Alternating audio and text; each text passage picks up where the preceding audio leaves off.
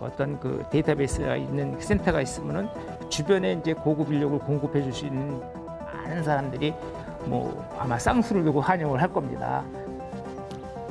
데이터 센터 유치를 놓고 지자체 간 경쟁이 붙었던 때가 있었습니다. 기업의 통 큰 투자로 지역 경기 부양에 한몫한다는 판단에서였는데요. 그런데 요즘은 현실이 다릅니다. 특고합선이 많은 학교와 유치원들을 지나가고 있기 때문에 학부모들의 걱정이 굉장히 많거든요. 전자서명이 1,000명 이상 되면은 저희가 교육청에 민원을 제기할 예정입니다. 데이터 센터 문제로 안양 시끄럽습니다. 전력 공급을 위한 15만 4천 볼트 매설 공사를 두고 시민 반발이 큰데 전기관 깊이 1m 미만 구간엔 주거와 학교 앞 삼거리가 있고 또 초고압선이 불과 69cm 깊이로 얕게 묻힌 곳도 있는 것으로 확인돼 논란이 극심합니다. 그런데 안양만의 고민이 아닙니다.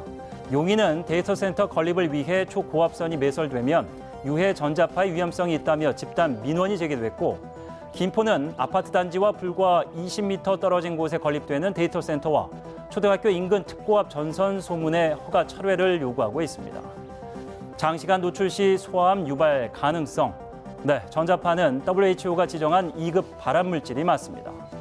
거기에 냉각 과정이 꼭 필요한 만큼 수자원 오염도 제기되고 지난 10월 판교 데이터 센터 사고로 화재 우려도 더해졌으니 시민 불안 당연합니다. 그런데 더 큰 문제는 이 불안이 시작 단계일지도 모른다는 현실입니다.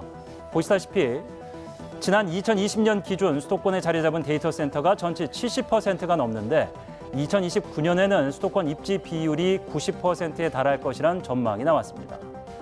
그 전망을 뒷받침하는 건 데이터 센터 업계 관계자들의 목소리입니다. 수도권을 벗어나면 기업 기관 확보가 어려워 투자자들이 꺼린다.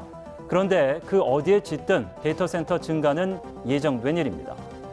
4차 산업혁명의 핵심 기반 시설로 AI, 메타버스, 클라우드 확산 등에 따라 생성, 유통, 축적 규모가 기하급수적으로 늘어날 수밖에 없기 때문입니다. 그렇다면 이제 우리 사회는 무엇을 해야 할까요? 전자파 인체 보호 기준은 833mHz로 기준 대비 0.02%에 불과합니다. 또한 전력 공급을 위한 지중선로는 154kV가 아닌 일반 전봇대에서 볼 수 있는 22.9kV로 인입되기 때문에 전자파에 대한 걱정은 안 하셔도 되겠습니다. 네.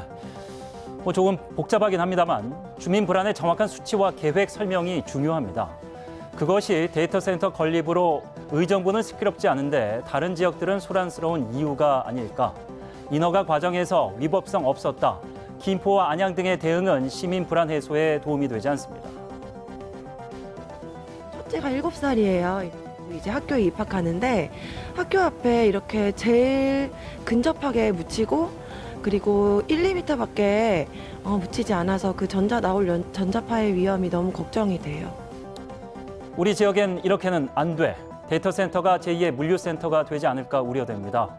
디지털 시대에 필수 불가결한 인프라라는 강조만 할 게 아니라 지자체들 과학적 자료와 대책으로 시민 불안에 응답해야 하지 않겠습니까? 데이터 센터를 세우기 전 시민들 앞에 정확한 데이터를 내놔야 하는 게 우선입니다. 앵커 포커스였습니다.